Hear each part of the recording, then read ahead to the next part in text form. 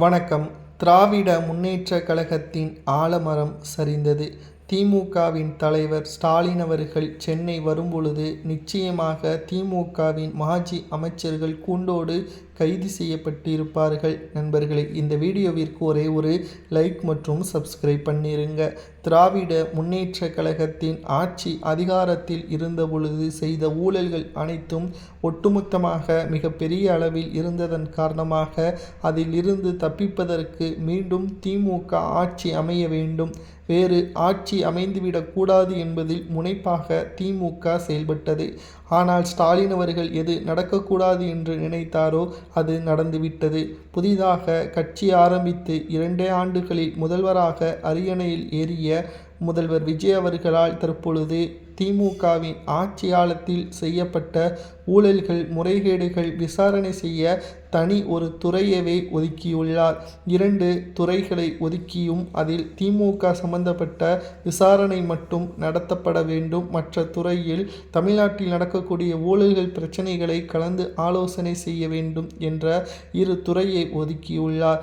இதில் முதல் துறையில் திமுக சம்பந்தப்பட்ட நிர்வாகிகள் அடங்கிய ஒட்டுமொத்தமான தவறுகள் செய்யக்கூடிய மாஜி அமைச்சர்கள், எம்எல்ஏக்கள், திமுகவின் மிக முக்கியமான நிர்வாகிகள் அனைவரது பெயரும் இடம்பெற்றுள்ளது. லண்டன் பயணம் மேற்கொண்டுள்ள ஸ்டாலின் அவர்கள் தமிழ்நாட்டிற்கு திரும்பி வரும் பொழுது திமுகவின் மாஜி அமைச்சர்கள் பெரும்பாலானோர் கைது செய்யப்பட்டிருப்பார்கள். அவர்கள் கொடுக்கின்ற வாக்குமூலத்தின் அடிப்படையில் 75 ஆண்டுகள் பாரம்பரியமிக்க திமுக சுக்குநூறாக உடையும், திமுகவின் ஆலமரமே சரியும் என்பதற்கேற்ப சமூக வலைதளங்களில் தகவல்களையும் நம்மால் பார்க்க முடிகிறது. திராவிட முன்னேற்ற கழகத்தின் செயல்பாடுகள் மக்கள் மத்தியில் திருப்திகரமாக இல்லை. திமுகவின் ஆட்சியின் பொழுது சேகர்பாபு கோவில் உண்டியல் பணங்களில் முறைகேடு செய்தார். பத்திரப்பதிவுத்துறை அமைச்சர் மூர்த்தி அவர்கள் மிகவும் மோசடி செய்தார். தற்பொழுது எந்த ஒரு துறையிலும் தாவேகாவின் ஆட்சியில் ஊழல், லஞ்சம் இல்லாத ஒரு அரசாக இருக்கிறது என்பதை அரசு உயர் அதிகாரிகளை தெரிவிக்கும் வகையில் தாவேகாவின் ஆட்சியை புகழ்ந்து பேசுகிறார்கள். ஆனால் திமுகவின் ஆட்சியில் எதற்கெடுத்தாலும் ஊழல். மாஜி அமைச்சர்கள், நிர்வாகிகள், கடைக்கோடி தொண்டன் வரைக்கும் நிர்வாகத்தில் இருக்கக்கூடிய அனைவருமே ஊழல் செய்துதான் கட்சியையும் ஆட்சியையும் நடத்தினார்கள் என்பதையும் ஆதாரப்பூர்வமாக தற்பொழுது துறை சார்ந்த நபர்கள் மூலமாக விசாரணையையும் நடத்த புதிய கமிட்டி ஒன்றையும் நியமித்துள்ளார் முதல்வர் விஜய் அவர்கள். இனி திமுக தப்பிக்க முடியாது. தமிழக அரசியலில் திமுக இனி செய்த ஒட்டுமொத்தமான தவறுகளுக்கு பிராயச்சித்தம் தேடும் விதமாக தவறுகள் அனைத்தையும் ஒப்புக்கொண்டு மக்களின் வரி பணங்களை அரசிடம் ஒப்படைத்தால் மட்டும்தான் தப்பிக்க முடியும். அல்லது அமலாக்கத்துறை அதிகாரிகளோ அல்லது லஞ்ச ஒழிப்புத்துறை அதிகாரிகளோ விசாரணை நடத்தி கூண்டோடு இவர்களை கைது செய்யும் பட்சத்தில் நிச்சயம் திராவிட முன்னேற்ற கழகம் மீண்டு வர முடியாத அளவிற்கான ஒரு சிக்கலில் அமையும். திமுகவின் ஆலமரம் சரிந்ததாகவே பேசப்படும்.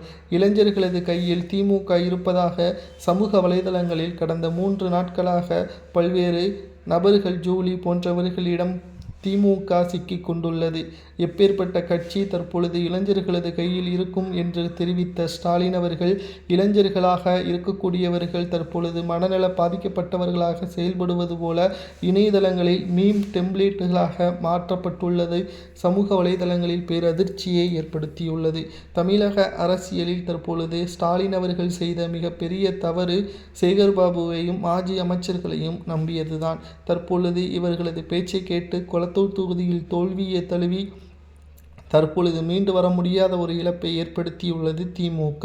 மிகப்பெரிய அளவிலான சிக்கலில் தற்பொழுது இருக்கக்கூடிய திமுக 4 திசைகளாக முக்கிய நிர்வாகிகள் பிரிந்துவிட்டார்கள். முதலில் திமுகவின் தலைவர் லண்டனுக்கும், உதயநிதி அவர்கள் துபாய்க்கும், செந்தில் பாலாஜி அவர்கள் தலைமறைவாகவும் இருக்கிறார்கள்.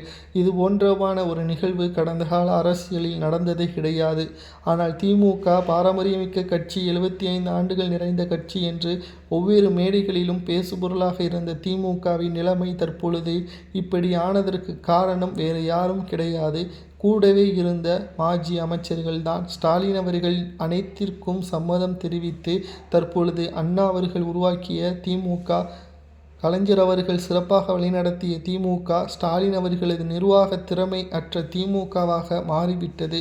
மேலும் 2வது முறை திமுக ஆட்சி அமைக்கும் என்று ஒவ்வொரு மேடைகளிலும் திமுக பேசியது. ஆனால் மக்கள் திமுகவை புறக்கணித்ததோடு ஸ்டாலினை கொளத்தூர் தொகுதியில் தோல்வியடையவும் வைத்துவிட்டார்கள். இது மீள முடியாத ஒரு இழப்பாக இருந்தாலும் இதற்கான காரணம் என்ன என்பதை ஆராய்ந்து அதனை பிரச்சனைகளை முடித்து வைக்காமல் சரி செய்யாமல் தாவேகாவின் ஆட்சியை கவிழ்ப்பதற்கு குதிரை பேரம் நடத்தி அதிலும் வசமாக சிக்கி தற்பொழுது தலைமறைவாக இருக்கிறார்கள் செந்தில் பாலாஜி. திமுகவின் தற்பொழுது கூடாராமை சுக்குநூறாக உடைவதற்கு திமுகவின் செயலற்ற நிர்வாகமும் அவர்களது திட்டமிடுதலும் தற்பொழுது தோல்வியை நோக்கி சென்று கொண்டிருக்கிறது. மக்கள் திராவிட முன்னேற்றக் கழகத்தை வெறுத்துவிட்டார்கள். மக்கள் திமுகவின் தலைவர் ஸ்டாலின் அவர்களது செயல்பாடுகளை வெறுத்துவிட்டார்கள். கோவில் பணங்களை கொள்ளையடித்த சேகர்பாபுவை சாதாரணமாக விட்டுவிட்டு தற்பொழுது செந்தில் பாலாஜி புழல் சிறையில் அடைக்கப்பட்ட பொழுது அவரது அமைச்சர் பதவியை ராஜினாமா செய்ய விடாமல் தற்பொழுது பாதுகாத்தல் என்று ஒவ்வொரு தவறுகளுக்கும் ஸ்டாலின் அவர்கள் ஆதரவுகளை கொடுத்ததுதான் தற்பொழுது மிகப்பெரிய அளவிலான தோல்வியே திமுக தழுவியதற்கு முக்கியமான காரணமாக அமைந்துவிட்டது. மக்கள் திமுகவின் மீது நம்பிக்கையில்லாத ஒரு தீர்மானமாகவே கொண்டு வந்துவிட்டார்கள். மக்கள் திராவிட முன்னேற்றக் கழகத்தின் செயல்பாடுகள் வேண்டாம் என்று புறக்கணித்து விட்டார்கள். மக்கள் திராவிட முன்னேற்றக் கழகத்தின் ஆட்சி இனி தமிழ்நாட்டில் ஒருபோதும் அமைக்கக்கூடாது என்ற முடிவிற்கு வந்துவிட்டார்கள். திராவிட முன்னேற்றக் கழகத்தின் செயல்பாடுகள் மக்கள் தற்பொழுது திருப்திகரமாக இல்லை என்ற காரணத்தினால் திராவிட முன்னேற்றக் கழகத்தின் செயல்பாடுகள் மக்கள் மத்தியில் இருக்கக்கூடிய பிரச்சனைகள் அனைத்திற்கும் முற்றுப்புள்ளி வைக்கும் விதமாக திமுகவின் தலைவர் ஸ்டாலின் அவர்கள் தற்பொழுது இருக்கக்கூடிய பிரச்சனைகளை அதிகப்படுத்தி கொண்டேதான் இருக்கிறார். குறைத்து மக்களிடம் பேச்சுவார்த்தை நடத்தி மக்களிடம் சமாதானமான முறையில் ஏற்படக்கூடிய பிரச்சனைகளாக இல்லாமல் திமுகவின் இத்தகைய செயல்பாடுகள்தான் திமுகவின் ஆலமரம் சரிந்ததாக இணையதளங்கள் முழுவதும் பேசக்கூடிய வகையில் அமைந்துவிட்டது. ஸ்டாலின் அவர்கள் லண்டன் பயணம் மேற்கொண்டுள்ளார்.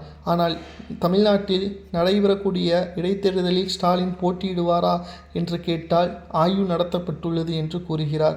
ஆய்வு என்றால் என்ன? திமுக களத்தில் வெற்றியடையும் என்ற ஆய்வுதான். ஆனால் அந்த ஆய்வு முடிவுகள் என்னவென்று ஸ்டாலின் அவர்களுக்கு தெரியப்படுத்தாமல் நிர்வாகிகள் இருக்கிறார்கள். ஏனென்றால் மீண்டும் ஒரு தேர்தலில் திமுகவின் தலைவர் ஸ்டாலின் தோல்வியை தழுவினால் தமிழ்நாட்டில் திமுக அகற்றப்பட்டது என்று கூறுவார்கள். அதை ஸ்டாலின் அவர்கள் ஏற்றுக்கொள்ளக்கூடாது. தமிழ்நாட்டில் இந்த இடைத்தேர்தலில் ஸ்டாலின் போட்டியிடக்கூடாது. சேகர்பாபுவின் பேச்சை கேட்டு போட்டியிட்டால் நிச்சயம் தமிழ்நாட்டில் திமுகவின் ஆலமரம் சரிந்தது என்றுதான் கூறுவார்கள் என்ற தகவலையும் நம்மால் பார்க்க முடிகிறது. இதை பற்றி உங்களது கருத்துக்களை மறக்காமல் கமெண்ட் வாயிலாக கூறுங்கள். இதுபோன்ற அரசியல் செய்திகளை தெரிந்து கொள்ள ஒரே ஒரு லைக் மற்றும் சப்ஸ்கிரைப் பண்ணிருங்க. நன்றி, வணக்கம்.